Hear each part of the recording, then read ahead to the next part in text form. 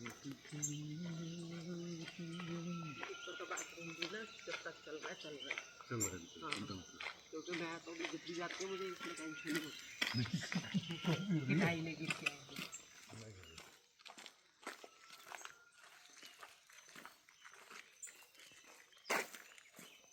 कोई है स्पेकल पिकुलेट पिकुलेट पिकुलेट कहाँ है?